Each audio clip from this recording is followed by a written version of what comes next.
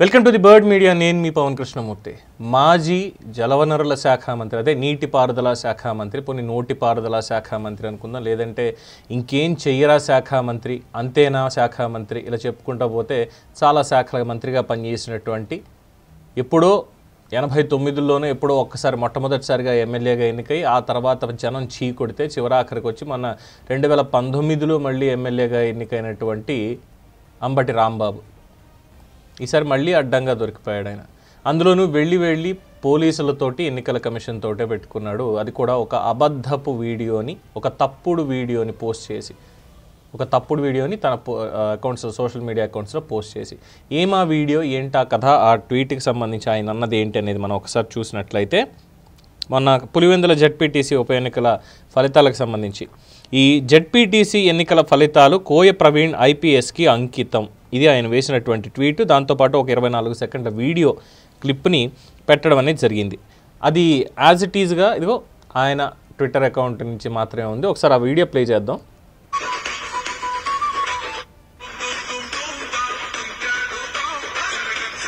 దీనికి music add చేశారు, అంటే కాపీరైట్ వస్తుంది కాబట్టి ఎక్కువ ప్లే చేయకుండా దీన్ని పక్కన పెట్టా. దీని ఒరిజినల్ వీడియో ఎందుకు మొబైల్లో మీరే చూడండి. ఇక్కడ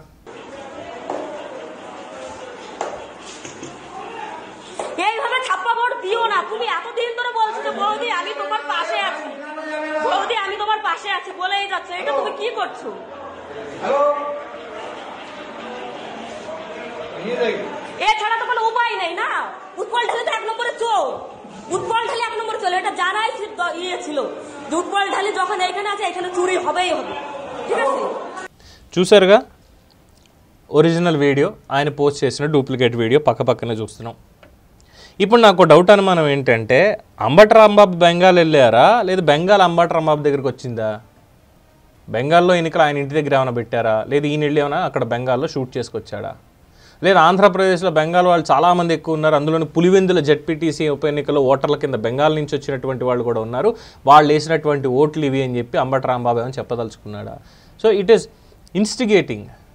ఒక ఐపీఎస్ ఆఫీసర్ని, విధుల్లో ఉన్నటువంటి ఆఫీసర్ని, అలాగే ఎన్నికల కమిషన్ని, ఆంధ్రప్రదేశ్ ఎన్నికల కమిషన్ని, ఎన్నికల కమిషనర్ని ఇన్స్టిగేట్ చేయడం, ప్రొవోకేట్ చేయడం, వాళ్ళని కావాలని వాళ్ళ మీద ఉద్దేశాన్ని ఆపాదించడం, తప్పుడు ప్రచారం చేయడం, ఇన్నున్నాయి. ఇన్నింటి మీద కేసు అయితే ఖాయం. ఆయనేమి రాష్ట్ర అధికార ప్రతినిధో, లేదంటే సామాన్య కార్యకర్తో, ఇంకొకటో ఏదో తెలియకుండా సోషల్ మీడియాలో వచ్చింది కాబట్టి పోస్ట్ చేసేసాను అని చెప్పుకోవడానికి లేనే లేదు. స్పెసిఫిక్గా మెన్షన్ చేశాడు అందులో, ఈ జెడ్పీటీసీ ఫలితం కోయ ప్రవీణ్ ఐపీఎస్కి అంకితం అంటూ, చాలా వ్యంగ్యంగా. ఇది ఖచ్చితంగా ఉద్దేశాన్ని ఆపాదించడం, అందులోనూ మాజీ మంత్రిగా ఉన్నటువంటి వ్యక్తి. సో డెఫినెట్గా కేసు అయితే పెడతారు. అండర్ విచ్ సెక్షన్స్ అన్ని చూడాలి. అంటే సోషల్ మీడియాలో పోస్ట్ చేశాడు కాబట్టే కేసు పెడతారా పవన్ అంటే? సోషల్ మీడియాలో ఏది పడితే అది పోస్ట్ చేస్తే కేసు పెట్టరండి. కాకపోతే కొన్నింటికి రూల్స్ అండ్ రెగ్యులేషన్స్ ఉంటాయి, ఏది చేయొచ్చు ఏది చేయకూడదు అనేది, స్వీయ నియంత్రణ అనేది కూడా ఉండాలి అని చెప్పి సుప్రీంకోర్టు వారు కూడా చెప్పారు. భావ ప్రకటన స్వేచ్ఛ అని తప్పించుకుంటా ఉంటే కుదరదు ప్రతిదానికి అని స్పష్టం చేశారు. కేసులు పెట్టేటువంటి సెక్షన్లు కూడా దీంట్లో ఉన్నాయి. సో ఈసారి దీంట్లో అంబటి రాంబాబుకి చుక్కలు కనబడడం ఖాయం, ఇలాంటి తప్పుడు కూతలు, తప్పుడు రాతలు రాసేటువంటి కార్యక్రమంలో. అయితే తప్పించుకోవడానికి ఈయన చేసే ప్రయత్నాలు ఎలా ఉండబోతున్నాయని మనం ఒకసారి ఊహించినట్లయితే, ముందుగా నా సోషల్ మీడియా ఖాతా హ్యాక్ అయ్యింది, నా అభిమానులు ఎవరో, నా కార్యకర్తలు ఎవరో, మా ఆఫీస్లో పనిచేసేవాళ్ళు, దానికి ఒక టీం ఉన్నారు సెపరేట్గా, వాళ్ళకి ఇచ్చాను, వాళ్ళంతా వాళ్ళే పోస్ట్ చేశారు, నాకు తెలియదు, ఇది ఒకటి చెప్తాడు ఖచ్చితంగా.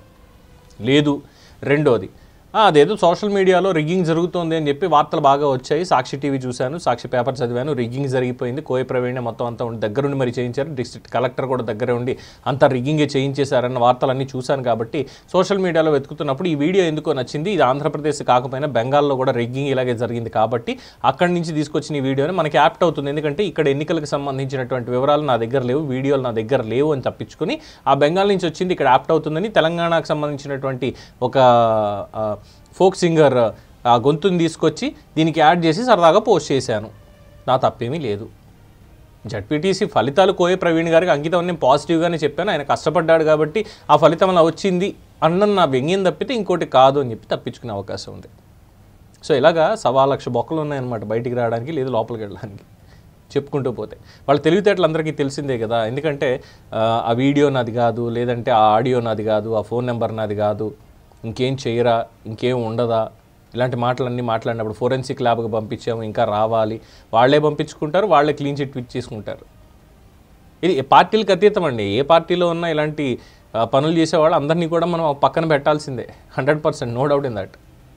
సో అలాగా ఈసారి అంబటి గారి వంతు, ఇప్పటిదాకా అరెస్ట్ అవ్వలేదు పాపం, ఎప్పుడు కూడా చూసినట్టు ఈసారి ఖచ్చితంగా కాస్త కృష్ణ జన్మస్థానానికి సంబంధించినటువంటి ఆ దర్శన భాగ్యం కలిగేటువంటి అవకాశం స్పష్టంగా ఉందంటాను. మీరేమంటారు? మీ అభిప్రాయాన్ని కామెంట్స్ రూపంలో తెలియజేయండి. చూస్తూనే ఉండండి ది బర్డ్ మీడియా.